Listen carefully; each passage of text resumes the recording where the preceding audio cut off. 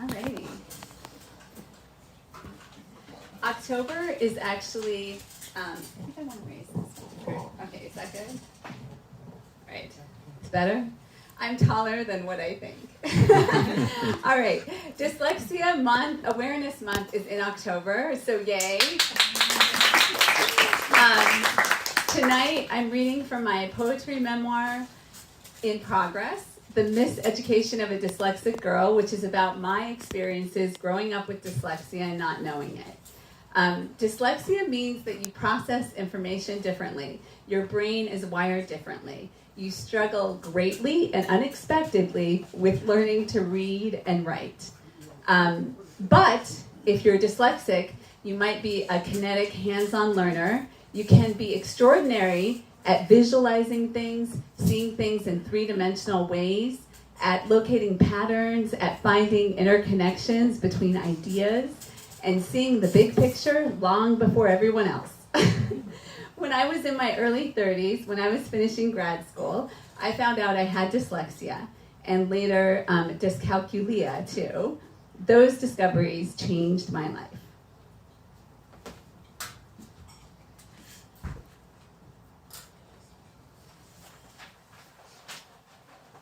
All right, these first two poems take place at a public elementary school in Colorado, and Tamana Araki did the art for these poems, which will be projected here. And there's Tamana right here. So thank you.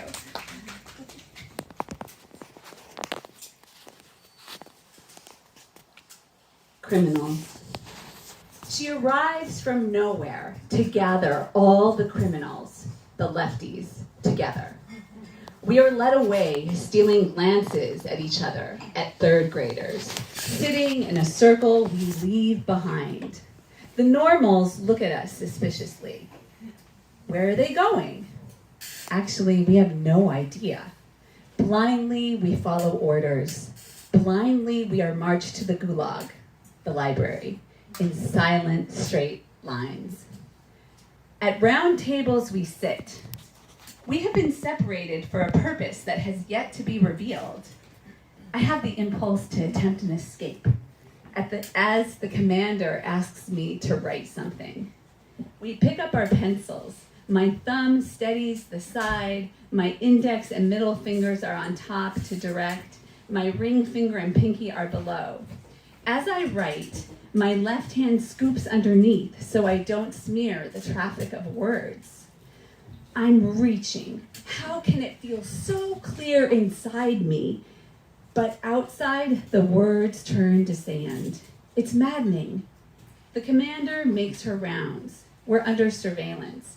She's trying to help me when she bends over and forcefully uncurls my small fingers from the pencil. I'm astonished to discover that this thing I've been doing all my life, the way I'm holding my pencil, is wrong. My face gets flushed as she shows me index and thumb control it. Bottom three fingers stabilize it. Look, she demonstrates. And her right hand skates across white ice, lead words leaving a graceful trail. Again, she demands. We have no choice. We are condemned to picking up pencils in unnatural ways, in awkward ways, in strange ways. I groan. Kids sigh, embarrassed. I can't stop myself from doing what I do next. I resist. I know it's wrong what she's doing. It doesn't make sense to my 8-year-old brain. Why should I hold my pencil like a right-hander? So each time she tries to pry my hand from the pencil, reconstructing my hold, well, let's just say I don't make it easy. I boycott these changes. I'll never tell my parents about this left-hander roundup, but in that moment, within my gripping fingers, I feel learning rage. Defiantly, I return to my handhold again and again. This is my outrage. This is my sign held high. This is my march through school.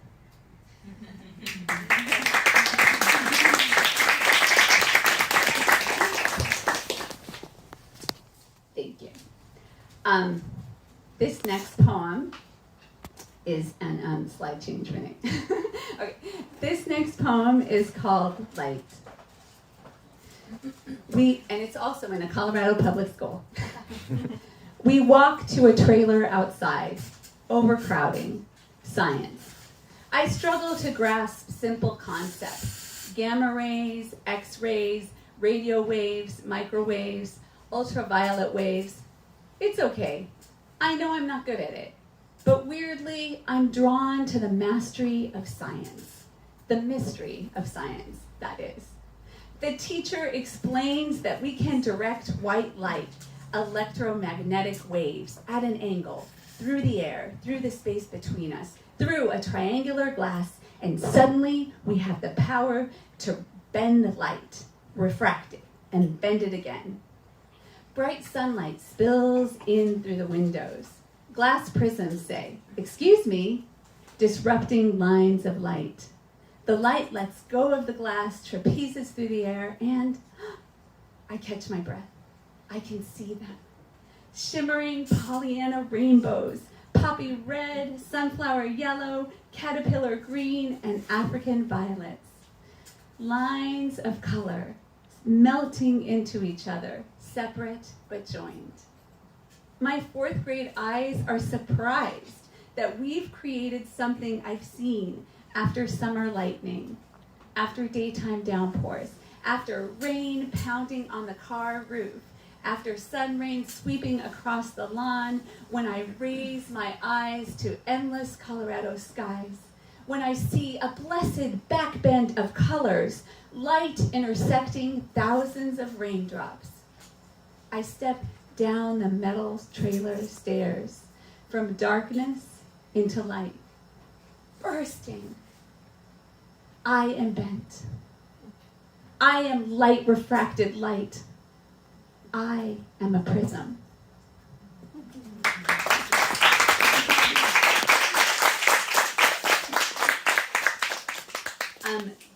And let's give Tamana a big hand.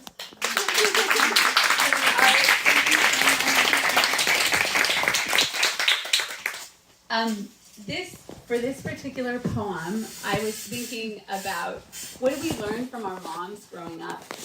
And I was interviewed for my book, Immigrant Daughter, and the interviewer asked me how my mom would define America. So this poem was born from that. Mariana's America. She's an orphaned only child. I'm her only child. We are the only women in this family. Histories sewn together, countries pulled apart. She laughs, she loves, but has no family to share. Her accent, it's so exotic, friends point out. My mom's from a country no one really knows. It's the 80s, and it's called Yugoslavia. Is that in Russia? People ask curiously. It's across from Italy, I answer, though I've only been there once. I don't even hear her accent, only when she says, mayonnaise. In this new neighborhood by the Front Range Mountains in suburban Colorado, I have parents who met and married in South America, who have lived in Europe, Asia, and the Middle East. We don't exactly fit our family of three, but I'm good at pretending to be more American. My mom is not good at pretending to be anyone but herself. Hey, your mom's the one always walking through the neighborhood, right? The one that people honk at? That's the one, I say, nodding, slightly embarrassed. Then American men honk their horns at her swinging hips and shapely thighs and 80s shorts as she spends hours walking around our neighborhood greenbelts. When people see my mom's name written out, they say, how do you say it? Marijuana? Mariana, I shoot back. Other Colorado moms don't wear black leather pants to the grocery. They don't suck on a clove of garlic because it's healthy. They don't spend all day making flan for their daughter's birthday. They don't say things like, look, here's a good recipe from Sophia Loren in Vogue. My mom avoids joining groups. She's uninvolved. She doesn't bridge, bake, tennis, PTA, potluck. She doesn't join clubs or committees. She grew up in a communist country, so it makes her suspicious of revealing too much. Intimacies can be used against you. She can be distrustful about anyone asking too many personal questions. In her country, saying the wrong thing, even to a family member, could get you arrested, sent to a prison island, tortured. She warns me against the census. Katie, no one needs to know how many bathrooms we have. She has spells of depression, staying in bed, door closed, for days, weeks, and holidays. Unprocessed grief, secrets buried deep. Her parents' ravaged lungs, wartime whistles of bombs dropping from planes. A girl's running footsteps to underground shelters, men hanging from lampposts on an empty street. In darkness, she chokes on grief for her baka, who she's abandoned to escape communism, to seek medical care and a way out of teenage tuberculosis, so she can travel from country to country, searching for, hoping for, wishing for, praying for something to make her well. None of this does she reveal to me. Instead, she teaches me you have to walk with your sadness. Get outside every day. Take care of your body. Take vitamins. Eat healthy, dance, move, sing. She laughs with me as she bounces up and down on a mini tramp in the living room. She watercolors, charcoals, reads her way back to herself.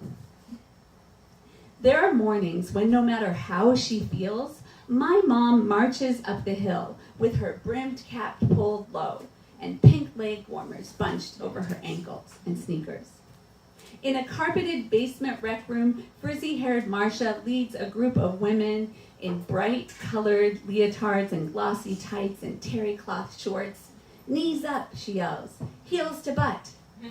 Mariana, the only Croatian foreigner in a sea of vacuuming, ironing, dishwashing, housewifing, stay-at-home suburban moms, she jumps, kicks her heels, swings her hips, circles her arms, hopping from side to side, fist pumping the air, clapping in cardio flush with American women.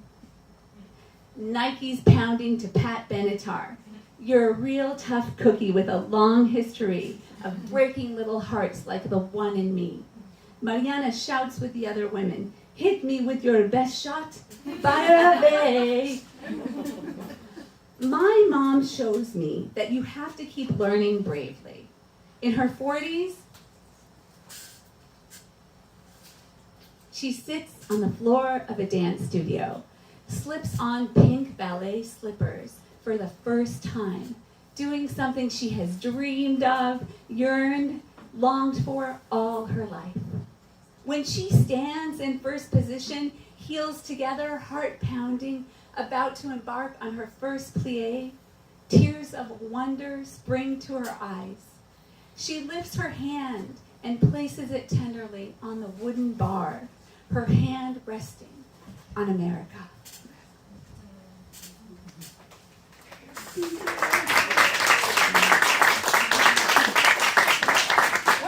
got one more poem. And I'm going to invite Maurizio to come up here for this one. It's your time.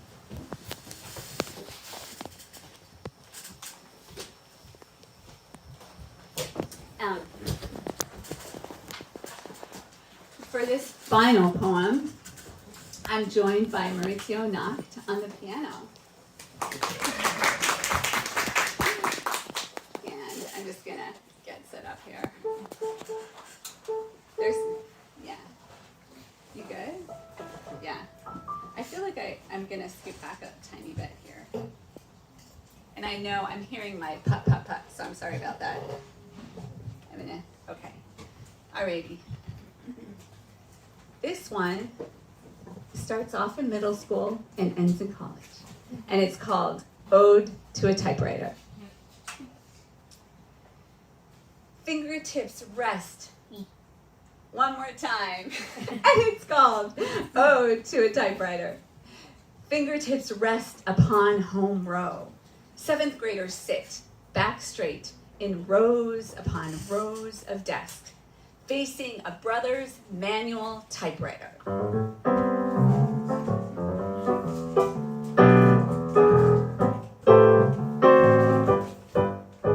My fingertips dance on the keys, putting my weight down on H's, G's, K's, and D's. A percussive click, click, click, click, click of metal keys fills this middle school classroom. We are in rhythm. We are out of rhythm. We dart forward. We trip. We stumble teen awkwardly. Mrs. H has delightfully taped a piece of paper that falls over our moving hands so we can't peek at the letters, at the keys. Where's W again? In the faraway future, Mrs. H wants us to do this without thinking. She's forcing us to learn. Muscle memory, like riding a bike, like driving a car, like swimming in a lake. I feel the resistance of the keys, the spring, the satisfying jab of metal characters, perfectly punching through carbon ribbon. The imprint of an ink letter appears on the white paper before me. A jazzy improvisation of the return lever, sliding back the carriage, cha-ching, cha-ching, cha-ching. New line, new line, new line. The ball change of the space bar, ta-dun, ta-dun, ta-dun. The dig of the cylinder knob, rolling the paper in, rolling the paper out. Paper rolling, keys jabbing, return ringing, cylinder slinging. Tap dance across words, break out into song. Fred Astaire spring onto chairs, half typing, half dancing, to regurgitate to another typewriter. Spin and catch the chair, type without looking there. Admittedly, I'm a moderate typer. C will be bestowed upon me. But I'll remember this. When I'm forced from seeing images to digging up words and conjuring spelling, I will feel my fingertips pressing on invisible keys, eyes closed.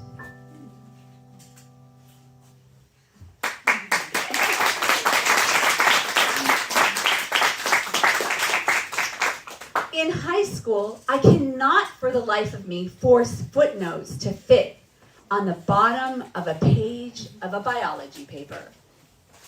I type out, white out, miss out spell.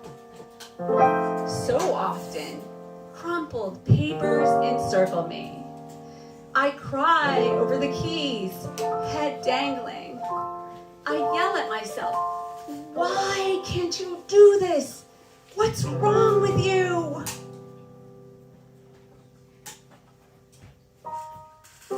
My dad appears in the doorway, my 6'5" angel, volunteering to help. Diffusing my mounting rage, he sends me off to bed. Head on my pillow, I listen to my rescuer, typing for me, spelling for me, squeezing in the footnotes for me.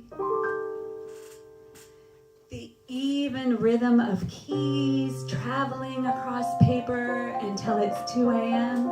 and he's finished. His long, socked feet pad quietly past my doorway to bed.